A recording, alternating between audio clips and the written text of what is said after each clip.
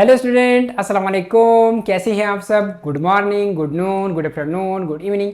My name is याउल्लाह Khan and welcome to my channel Z square. Student, आज हम लेके आए हैं सेल स्ट्रक्चर एंड फंक्शन का लेक्चर नंबर 2। फर्स्ट लेक्चर आप लोगों ने पढ़ा था, उसमें मैंने आप लोगों को एक ओवरव्यू दिया था सेल का, और उसके साथ साथ सेल थ्योरी की पूरी डिटेल मैंने आप लोगों को पढ़ा दी थी। अगर आपने ये लेक्चर देख लिया है तो बहुत अच्छा, बहुत बढ़िया। अब हम आगे जा सकते हैं, आगे पढ़ सकते हैं। अगर नहीं देखा है तो काइंडली जरूर आप इस लेक्चर को देखें ताकि आप लोगों के कंसेप्ट स्ट्रांग हो सेल एंड सेल थ्योरी को लेके।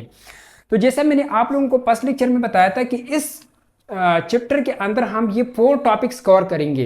तो फर्स्ट लेक्चर के अंदर हमने cell and cell theory completely cover किया है, इसके अंदर और कुछ नहीं है।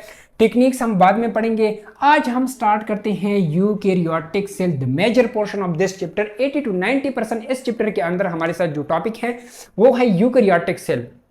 तो आज हम स्टार्ट करते हैं यूकैरियोटिक सेल। लेकिन आज के लेक्चर में हम क्या पढ़ेंगे, ओवरव्यू क्या है। हम यूकैरियोटिक सेल को इंट्रोड्यूस करेंगे, ठीक है। एंड यूकैरियोटिक सेल के साथ हम क्या करेंगे, इंट्रोडक्शन करेंगे। हम यूकैरियोटिक सेल को अपने आप के साथ इंट्रोड्यूस करेंगे और हम अपने आप को यूकैरियोटिक सेल के साथ इंट्रोड्यूस करेंगे।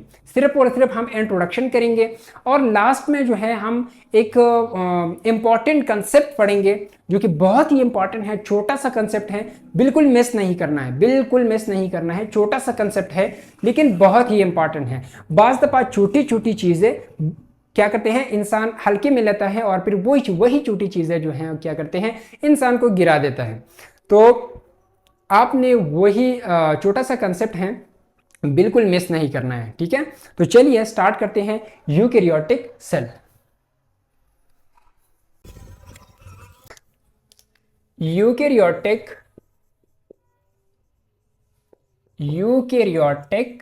सेल।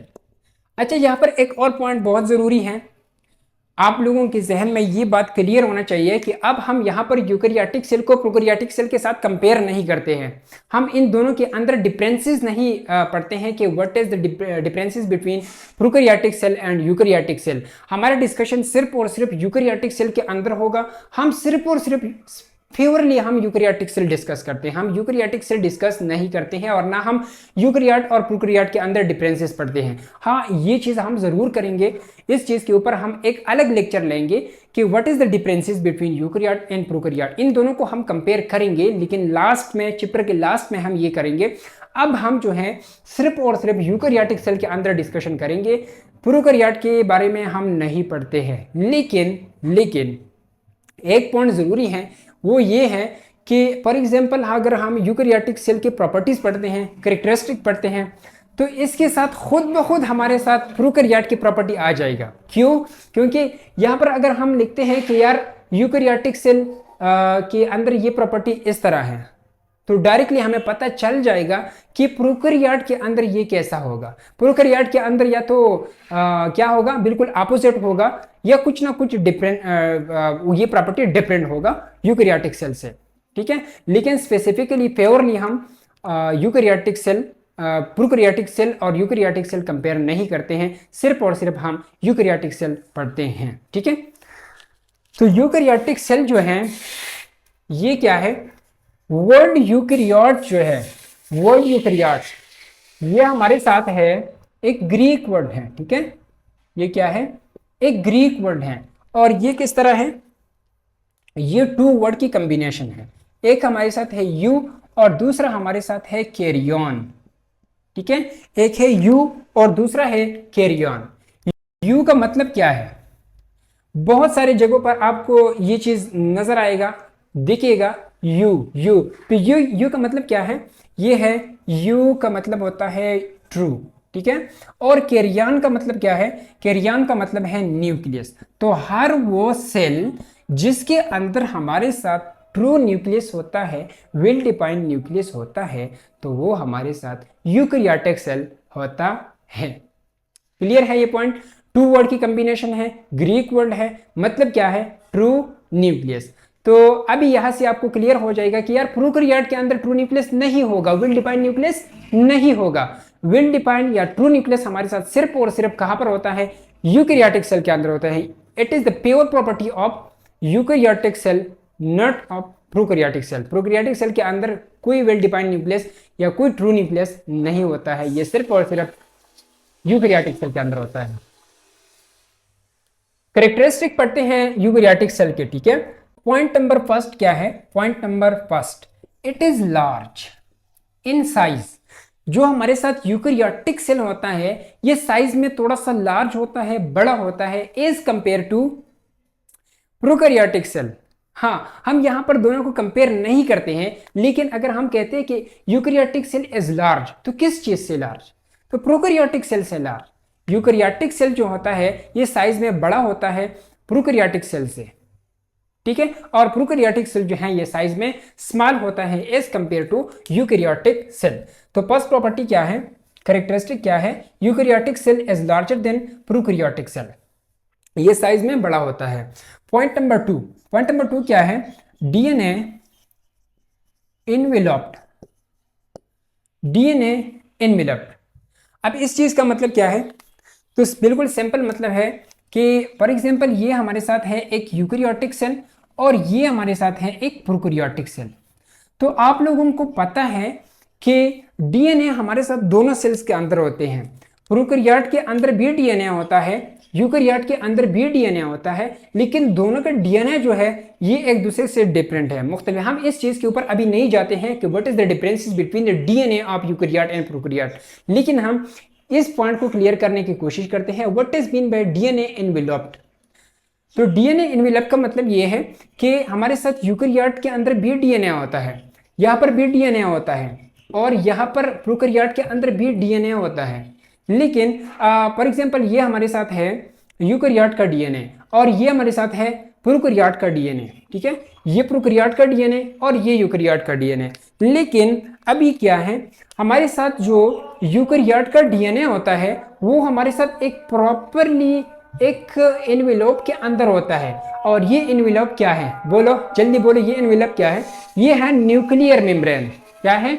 Nuclear membrane. हमारे साथ जो यूकैरियोटिक सेल का डीएनए होता है, जो जेनेटिक मटेरियल होता है, ये हमारे साथ एक प्रॉपरली एक न्यूक्लियस के अंदर होता है, और वो न्यूक्लियस के अराउंड हमें पता है कि डबल मेम्ब्रेन होता है जिसे हम न्यूक्लियर मेम्ब्रेन कहते हैं।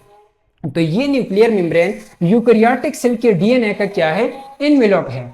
और यहाँ पर हमारे साथ जब न्यूक्लियस नहीं है, हमने अभी पढ़ा कि यूकैरियोटिक सेल के अंदर ट्रू न्यूक्लियस होगा, तो जब न्यूक्लियस होगा तो न्यूक्लियस के अराउंड डबल मेम्ब्रेन होगा, और इस डबल मेम्ब्रेन को हम न्यूक्लियर मेम्ब्रेन कहते हैं, जिसके अंदर हमारे साथ सेल का डीएनए होगा, जेनेटिक मटेरियल होगा। लेकिन जब हमारे साथ प्रोकैरियोटिक सेल के अंदर हमारे साथ न्यूक्लियस नहीं है तो यार न्यूक्लियर मेम्ब्रेन कहां से आएगा? है ना इस तरह। तो इस वजह से हम प्रोकैरियोटिक सेल के डीएनए को नॉन इनवेलप डीएनए कहते हैं और यूकैरियोटिक सेल के डीएनए को इनवेलप डीएनए कहते हैं। क्लियर है ये पॉइंट? अच्छा, पॉइंट नंबर 3। पॉइंट नंबर 3 हमारे साथ है बच्चों वाला पॉइंट है, बच्चों वाला। Membrane bounded organelles. यार सबको पता है कि यार मेम्ब्रेन बॉन्डेड ऑर्गेनेल्स हमारे साथ सिर्फ और सिर्फ यूकैरियोटिक सेल के अंदर होता है, ये प्रोकैरियोटिक सेल के अंदर नहीं होते हैं। इस तरह ये हमारे साथ है यूकैरियोटिक सेल, तो यहाँ पर बहुत सारे जो है मेम्ब्रेन बॉन्डेड ऑर्गेनेल्स होते हैं, प्लास्टिड है, लाइसोसोम है, गोल्गी अपैरेटस है, माइटोकॉन्ड्रिया है, बहुत सारी चीजें हैं, और वो क्या है? मेम्ब्रेन बॉन्डेड है। और ये मेम्ब्रेन बॉन्डेड ऑर्गेनेल्स सिर्फ और सिर्फ यूकैरियोट सेल के अंदर होते हैं, प्रोकैरियोट सेल के अंदर मेम्ब्रेन बॉन्डेड ऑर्गेनेल्स नहीं होते हैं। प्रोकैरियोट सेल के अंदर सिर्फ और सिर्फ एक ऑर्गेनेल है, वो भी बिना मेम्ब्रेन के हैं, जो कि है राइबोसोम।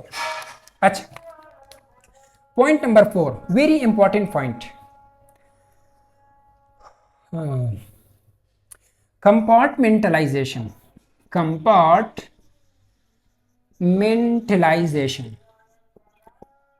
कंपार्टमेंटलाइजेशन। अच्छा, ये क्या है यार कंपार्टमेंटलाइजेशन? यार इस चीज के ऊपर एक दफा एक क्वेश्चन आया था कि कंपार्टमेंटलाइजेशन हमारे साथ कौन से सेल की प्रॉपर्टी है? ये यूकैरियोट की प्रॉपर्टी है, प्रोकैरियोट की प्रॉपर्टी है, दोनों की है, किसी की भी नहीं है? तो बहुत सारे बच्चों ने इसका आंसर इस वजह से गलत मार्क किया था कि वो कंपार्टमेंटलाइजेशन की मीनिंग नहीं समझते कि what is mean bye compartmentalisation. तो अभी ये चीज आपने क्लियर करना है कि what is mean bye compartmentalisation और ये कौन से सेल की प्रॉपर्टी है। तो कंपार्टमेंटलाइजेशन ये वर्ड आप देखें तो इसका इसका क्या मतलब है, कंपार्टमेंटलाइजेशन यानी एक कंपार्टमेंट के अंदर दूसरा कंपार्टमेंट, एक डब्बे के अंदर दूसरा डब्बा, एक चेंबर के अंदर दूसरा चेंबर, है ना इस तरह। तो अगर आपने फर्स्ट लेक्चर देख लिया है तो 50% इसका आंसर आपको जो है वहां से मिल जाता है। ये आपको क्लियर होगा अभी कि what is mean bye compartment. यहां पर देखें, ये इसका मतलब ये है कि ये है एक कंपार्टमेंट और इस कंपार्टमेंट के अंदर ये है दूसरा कंपार्टमेंट, ठीक है। इस वर्ड का मतलब ये है कंपार्टमेंटलाइजेशन, एक कंपार्टमेंट के अंदर दूसरा कंपार्टमेंट। तो फर्स्ट लेक्चर में मैंने आप लोगों को बताया था कि जब रॉबर्ट हुक ने सबसे पहली बार रॉबर्ट हुक ने जब सेल डिस्कवर किया तो उसने क्या नाम दिया था, कंपार्टमेंट का नाम दिया था, एक चेंबर का नाम दिया था, एक कंपार्टमेंट का नाम दिया था। तो एक कंपार्टमेंट तो हमें क्लियर है कि ये एक कंपार्टमेंट जो है ये है सेल, जो रॉबर्ट हुक ने कहा था कंपार्टमेंट। लेकिन अभी ये दूसरा वाला कंपार्टमेंट क्या है, इस कंपार्टमेंट के अंदर ये जो दूसरा कंपार्टमेंट है ये क्या है, तो ये है membrane bounded organelle, membrane bounded organelle, ठीक है, मेम्ब्रेन बाउंडेड ऑर्गेनेल। और अभी हमने पढ़ा कि मेम्ब्रेन बाउंडेड ऑर्गेनेल्स कौन से सेल के अंदर होते हैं, तो ये होते हैं यूकैरियोटिक सेल के अंदर। तो कंपार्टमेंटलाइजेशन क्या है कि एक चेंबर के अंदर दूसरा चेंबर, एक कंपार्टमेंट के अंदर दूसरा कंपार्टमेंट, एक कंपार्टमेंट हमारे साथ है सेल, दूसरा कंपार्टमेंट हमारे साथ है मेम्ब्रेन बाउंडेड ऑर्गेनेल। और क्या है, it is favourably the property of eukaryotic cell, not ये हमारे साथ इस तरह कंपार्टमेंटलाइजेशन प्रोकैरियोट सेल में तो अंदर, प्रोकैरियोट सेल के अंदर तो पॉसिबल नहीं है। क्यों, क्योंकि प्रोकैरियोट सेल के अंदर ये एक कंपार्टमेंट तो है, लेकिन ये दूसरा कंपार्टमेंट जो है ये प्रोकैरियोट के अंदर नहीं है, क्योंकि प्रोकैरियोट के अंदर मेम्ब्रेन बाउंडेड ऑर्गेनेल्स नहीं होते हैं। इस वजह से compartmentalisation is the property of eukaryotic cell, not prokaryotic cell. Clear है यहां तक? अच्छा, अभी क्या है भाई, हमारे साथ आप लोगों ने 5 किंगडम क्लासिफिकेशन तो पढ़ा होगा, रॉबर्ट विटेकर की 5 किंगडम क्लासिफिकेशन। वो किस तरह है, 5 किंगडम क्लासिफिकेशन, 5 किंगडम क्लासिफिकेशन, उसमें क्या है, 5 किंगडम्स हैं, ठीक है, 5 किंगडम्स हैं। क्या क्या है, kingdom number first kingdom Monera, number 2 Fungi, number 3 Protista, number 4 Plantae, number 5 Animalia. अच्छा, अभी क्या है यहां पर, तो यहां पर ये पॉइंट जरूरी है कि हमारे साथ जी ये 5 किंगडम्स हैं, तो इन 5 किंगडम्स के अंदर हमारे साथ 4 किंगडम्स जो है वो क्या है, वो यूकैरियोट है, और एक किंगडम जो है वो क्या है, वो प्रोकैरियोट है। तो ये देखें, ये एक किंगडम हमारे साथ है प्रोकैरियोट, और ये 4 किंगडम जो है ये हमारे साथ है यूकैरियोट, पंजाई, प्रोटेस्टा, प्लांटिन, एनिमेलिया, ये चारों के चार क्या है, यूकैरियोट है। और ये एक किंगडम मुनीरा जो है ये हमारे साथ सिर्फ और सिर्फ एक किंगडम है जो कि क्या है, इसके अंदर सब के सब प्रोकैरियोट्स हैं, और यहां पर सब के सब क्या है, यूकैरियोट्स है। लेकिन बहुत ही इंपॉर्टेंट पॉइंट कि हमारे साथ तमाम तर यूकैरियोटिक सेल या तमाम यूकैरियोट्स, ये क्या है, these are all eukaryotic cell are not identical। तमाम यूकैरियोटिक सेल हमारे साथ आइडेंटिकल नहीं है। इसका मतलब क्या है, मतलब बिल्कुल सिंपल है। यहां से फॉर एग्जांपल अगर प्लांट है और एनिमल है, तो यहां पर देखें, ये फॉर एग्जांपल हमारे साथ एक ये फॉर एग्जांपल क्या है, एक एनिमल सेल है और ये एक प्लांट सेल है, ठीक है, ये एनिमल सेल है, ये प्लांट सेल है, और दोनों क्या है, दोनों हमारे साथ क्या है, यूकैरियोट है। लेकिन ये दोनों जो है ये 100% आइडेंटिकल नहीं है। फॉर एग्जांपल हमारे साथ क्या है, सेल वॉल का आप लोगों को पता होगा कि सेल वॉल हमारे साथ प्लांट सेल के अराउंड होता है, लेकिन एनिमल सेल के अराउंड सेल वॉल नहीं होता है। इस तरह फॉर एग्जांपल हमारे साथ है प्लास्टिड। तो प्लास्टिड हमारे साथ सिर्फ और सिर्फ प्लांट सेल के अंदर होता है, एनिमल सेल के अंदर प्लास्टिड नहीं होता है। और इस तरह अगर आप देखें तो क्या है, सेंट्रीओल है। तो सेंट्रीओल जो है ये हमारे साथ प्लांट्स एनिमल सेल के अंदर होता है, लेकिन हायर प्लांट्स के अंदर फिर सेंट्रीओल एब्सेंट होता है, वहां पर सेंट्रीओल नहीं होता है। तो कुछ चीजें हमारे साथ प्लांट सेल के अंदर प्रेजेंट होंगे, एनिमल सेल के अंदर वो एब्सेंट होंगे। कुछ चीजें एनिमल सेल के अंदर प्रेजेंट होंगे, प्लांट सेल के अंदर एब्सेंट होंगे। इस तरह डिफरेंसेस हमारे साथ यूकेरियोट सेल के अंदर है। तमाम तरह यूकेरियोटिक सेल, ये चारों के चार यूकेरियोटिक सेल हमारे साथ आइडेंटिकल नहीं है। या फॉर एग्जांपल अगर आप लोग यहाँ पर देखें, ये फॉर एग्जांपल हमारे साथ है प्लांट सेल और ये फॉर एग्जांपल है एक फंगस सेल है, ठीक है। तो दोनों के अराउंड हमारे साथ क्या है, सेल वॉल है, ठीक है। प्लांट के अराउंड बी सेल वॉल है और फंगस के अराउंड बी सेल वॉल है, लेकिन फिर इसके कंपोजिशन में डिफरेंस है। क्या है कि प्लांट का जो सेल वॉल है इसका मेन कंपोनेंट हमारे साथ है सेल्यूलोज, और जो फंगस का सेल वॉल है इसका मेन कंपोनेंट है काइटिन। तो फिर इसके कंपोजिशन के अंदर डिफरेंसेस हैं, इसलिए हम कहते हैं कि all eukaryotic cell are not identical. अच्छा, और हमारी बुक ने क्या किया है, हमारी बुक ने भी हमें ना स्पेसिफिकली प्लांट सेल पढ़ाया है ना एनिमल सेल पढ़ाया है, लेकिन बुक ने एक टिपिकल यूकेरियोटिक सेल पढ़ाया है।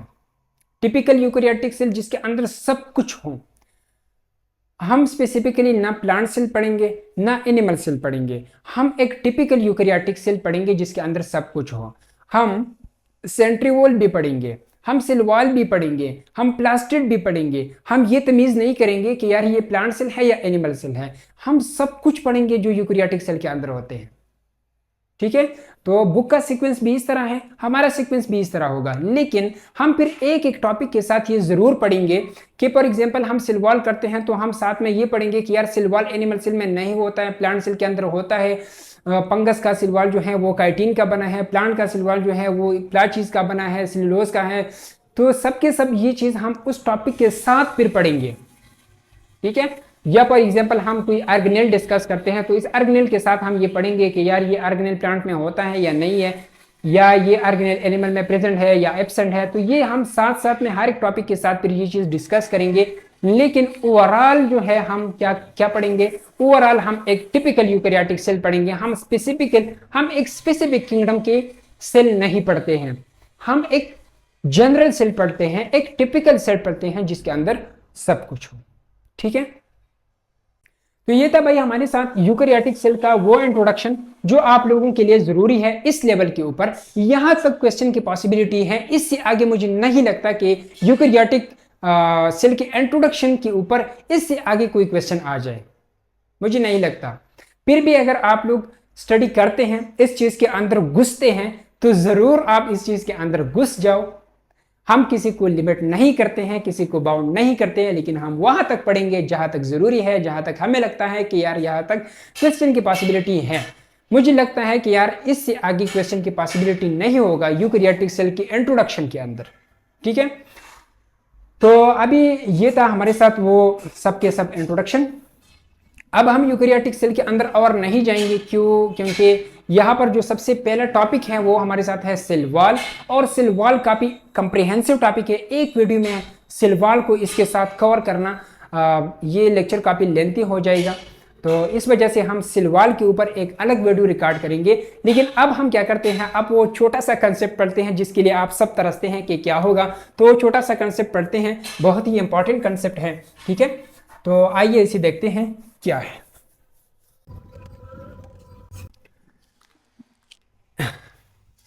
इम्पोर्टेंट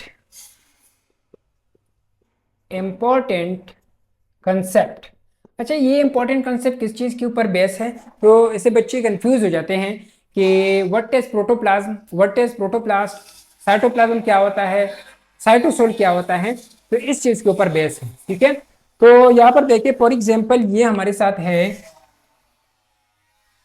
हम एक टिपिकल यूकेरियोटिक सेल ड्रॉ करते हैं, ठीक है। टिपिकल यूकेरियोटिक सेल, ये हमारे साथ है एक सेल और ये इसका प्लाज्मा मेम्ब्रेन, और ये है हमारे साथ इस सेल का सेल वॉल, ठीक है। और ये हमारे साथ है न्यूक्लियस, ठीक है। और यहां पर बहुत सारे मेम्ब्रेन बॉन्डेड ऑर्गेनेल्स, ठीक है। ये है मेम्ब्रेन बॉन्डेड ऑर्गेनेल्स। क्लियर है यहां तक? अच्छा, अभी क्या है, अभी हम एक एक चीज रिमूव करते हैं, ठीक है। By by by removing what, जब हम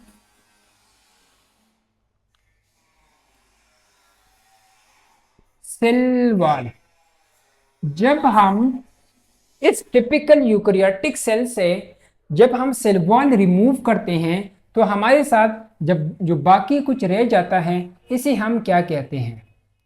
जब हम एक टिपिकल यूकेरियोटिक सेल से सेल वॉल रिमूव करते हैं, by removing cell wall from a typical eukaryotic cell, so जो हमारे साथ बचा कुछ रह जाता है, इसे हम कहते हैं प्रोटोप्लास्ट। प्रोटोप्लास्ट। या ये क्वेश्चन तो दो तरीके से ये क्वेश्चन पूछा जा सकता है। एक ये कि by removing cell wall from a typical eukaryotic cell, इसे हम क्या कहते हैं? तो प्रोटोप्लास्ट कहते हैं। या इस तरह भी आ सकता है कि cell without cell wall is called cell without cell wall is called protoplast. और यार अगर आप लोग देखें, ये पॉइंट आपको क्लियर होगा कि हमारे साथ जो एनिमल सेल है, एनिमल सेल, एनिमल सेल, तो एनिमल सेल के अराउंड सेल वॉल नहीं होता है। तो एनिमल सेल एज इटसेल्फ क्या है? ये है protoplast. Animal cell is itself क्या? प्रोटोप्लास्ट, ठीक है। क्योंकि एनिमल सेल के अराउंड सेल वॉल होता नहीं है, तो हम क्या रिमूव करेंगे, है ना, इस तरह। अच्छा, दूसरा क्या है? बाय रिमूविंग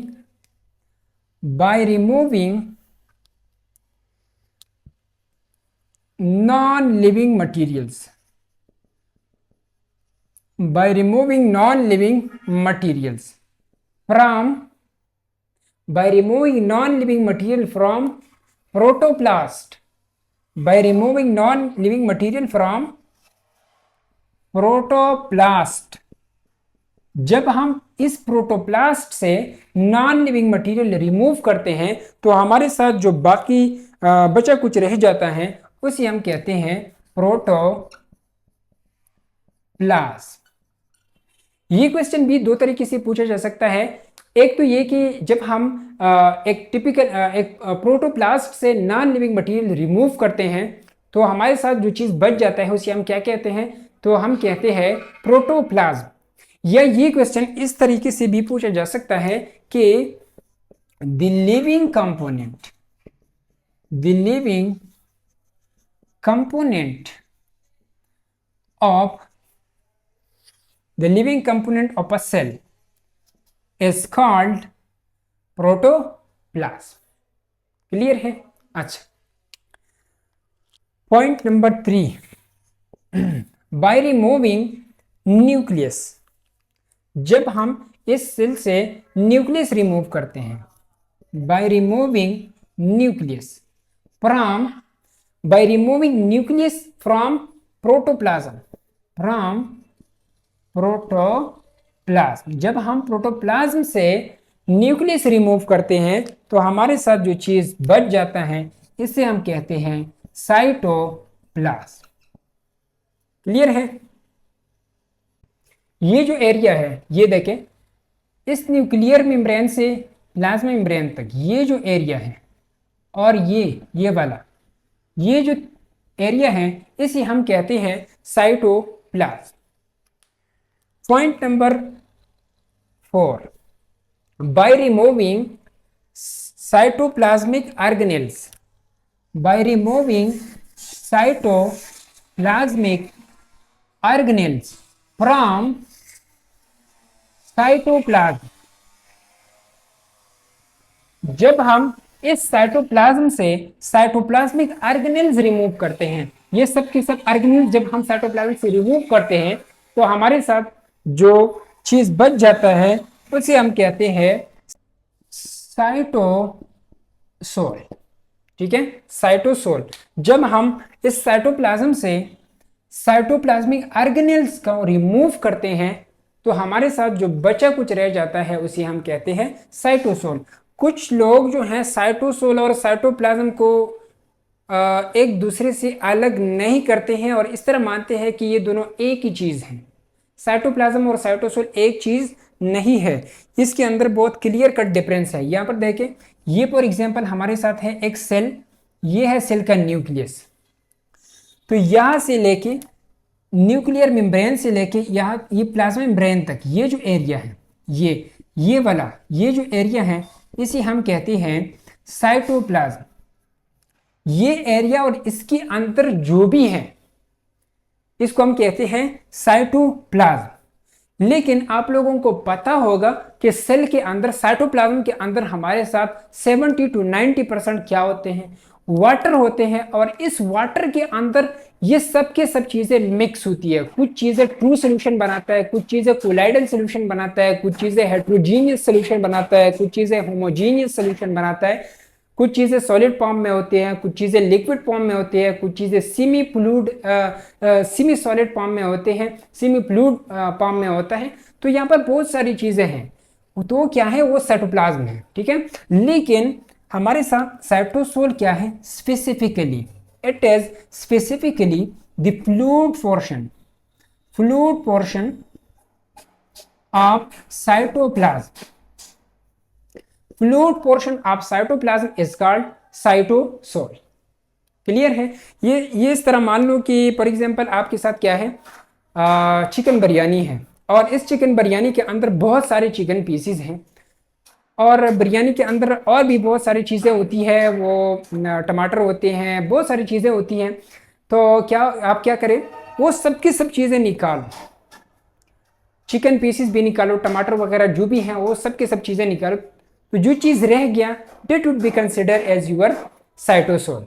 तो यहाँ पर क्या है, फॉर एग्जाम्पल हमारे साथ यहाँ पर है इस तरह मेम्ब्रेन बॉडी ऑर्गेनेल्स हैं, यहाँ पर और भी बहुत सारी चीज़ें हैं साइटोप्लाज्म के अंदर। ठीक है, तो आप क्या करें, ये सब के सब चीज़ें जो हैं इसके अंदर जो चीज़ें हैं ये सब के सब निकालो। तो बाकी जो चीज़ रह गया, बाकी जो फ्लूइड रह गया, that fluid is considered as your cytosol. So cytosol is specifically the fluid portion of cytoplasm. ठीक है, तो इन चीजों के अंदर आप लोगों को डिफरेंस मेरे ख्याल से क्लियर होगा। इसके अंदर और कुछ नहीं है, ये था हमारे साथ इंपॉर्टेंट कंसेप्ट, ये आप लोगों को क्लियर होना चाहिए। इन चीजों के अंदर डिफरेंस क्लियर होना चाहिए। प्रोटोप्लाज्म क्या होता है, प्रोटोप्लास्ट क्या होता है, साइटोप्लाज्म क्या होता है, साइटोसोल क्या होता है। अच्छा, यहाँ पर एक और बहुत इंपॉर्टेंट पॉइंट है, बहुत इंपॉर्टेंट पॉइंट है, क्या है, यहां पर मैं एक MCQ लिखना चाहता हूं। MCQ क्या है, which of the following is not, which of the following is not cellular organelle. और ऑप्शन ए हमारे साथ है एंडोप्लाज्मिक रेटिकुलम, ऑप्शन बी हमारे साथ है गोल्जी apparatus, ऑप्शन सी हमारे साथ है न्यूक्लियस और ऑप्शन डी हमारे साथ है नन ऑफ दीज। ठीक है, और बिल्कुल इसी तरह एक और MCQ यहाँ पर लिखना चाहता हूं, ये देखें MCQ, which of the following, which of the following is not cytoplasmic organelle, which of the following is not cytoplasmic organelle। और बिल्कुल सेम ऑप्शन है। ठीक है, option A endoplasmic reticulum, option B Golgi apparatus, option C nucleus and option D none of these. अच्छा भाई, यहां पर देखो, ये जो है इस MCQ और इस MCQ, इसके स्टेटमेंट में सिर्फ एक वर्ड का डिफरेंस है। क्या है, यहाँ पर है सेलुलर ऑर्गेनेल, यहाँ पर है सेलुलर ऑर्गेनेल और यहाँ पर है साइटोप्लाज्मिक ऑर्गेनेल। लेकिन इस एक वर्ड से हमारे साथ option B, answer B option में क्या है, चेंज है। ठीक है, सेलुलर ऑर्गेनेल, यहाँ पर इस एमसीक्यू को अगर आप देखें तो एंडोप्लाज्मिक रेटिकुलम आपको अभी आप हमने पढ़ा नहीं है, लेकिन आप लोगों को थोड़ा सा ये चीज क्लियर होगा कि endoplasmic reticulum is cellular organelle. तो ये ऑप्शन ठीक है, करेक्ट है। ठीक है, अच्छा करेक्ट नहीं है, करेक्ट ऑप्शन नहीं है, लेकिन क्या है, ये हमारे साथ एक सेलुलर ऑर्गेनेल है, गोल्गी अपरेटस भी है, न्यूक्लियस भी है। तो यहाँ पर करेक्ट ऑप्शन क्या होगा, नन ऑफ दीज। ठीक है, क्लियर है। अच्छा, अभी इस एमसीक्यू को देखो, which one of the following is not cytoplasmic organelle. अच्छा, अभी क्या है, साइटोप्लाज्मिक ऑर्गेनेल। साइटोप्लाज्मिक ऑर्गेनेल क्या होगा, वो ऑर्गेनेल जो साइटोप्लाज्म में हो, वो ऑर्गेनेल जो साइटोप्लाज्म में हो। और अभी आप लोगों ने साइटोप्लाज्म देखा कि साइटोप्लाज्म कौन सा एरिया है, तो यहाँ पर हमने पढ़ा, अभी पढ़ा कि ये न्यूक्लियर मेम्ब्रेन से लेके प्लाज्मा मेम्ब्रेन तक ये जो एरिया है, ये वाला एरिया, ये हमारे साथ है साइटोप्लाज्म। और इसके अंदर जो ऑर्गेनेल है इस एरिया के अंदर, वो क्या है, साइटोप्लाज्मिक ऑर्गेनेल हम कहते हैं। लेकिन अगर आप लोग यहां पर देखें तो यहां पर क्या न्यूक्लियस इस चीज के अंदर आ जाता है, साइटोप्लाज्म के अंदर? नहीं, बिल्कुल नहीं। न्यूक्लियस हमारे साथ एक सेलुलर ऑर्गेनेल है, लेकिन ये हमारे साथ साइटोप्लाज्मिक ऑर्गेनेल नहीं है। तो यहां पर करेक्ट आंसर ऑप्शन क्या होगा, nucleus. Nucleus is not cytoplasmic organelle, it is cellular organelle but not cytoplasmic organelle. क्योंकि ये हम साइटोप्लाज्म कौन सा एरिया है, न्यूक्लियर मेम्ब्रेन से लेके प्लाज्मा मेम्ब्रेन तक ये वाला जो एरिया है ये साइटोप्लाज्म है। और इस साइटोप्लाज्म के अंदर हमारे साथ क्या है, जो ऑर्गेनेल है उसे हम साइटोप्लाज्मिक ऑर्गेनेल कहते हैं। लेकिन न्यूक्लियस जो है ये साइटोप्लाज्म के एरिया में नहीं आता है, इस वजह से हम न्यूक्लियस को साइटोप्लाज्मिक ऑर्गेनेल नहीं कह सकते हैं। It is cellular organelle but not cytoplasmic organelle. तो गलत नहीं करना है, गलत नहीं मार्क करना है, यहाँ पर नन ऑप्शन नहीं लगाना है, नन गलत है। यहाँ पर क्या है, न्यूक्लियस हमारे साथ करेक्ट ऑप्शन है। तो ये था भाई हमारे साथ यूकैरियोट का इंट्रोडक्शन और ये एक छोटा सा कंसेप्ट। यहाँ पर हम इस चीज़ को वाइंड अप करते हैं। अगले लेक्चर में हम कोशिश करते हैं सेल वॉल को डिस्कस करेंगे अगले लेक्चर के अंदर। तो तब तक आप लोग पढ़ाई करते रहें। All the very best.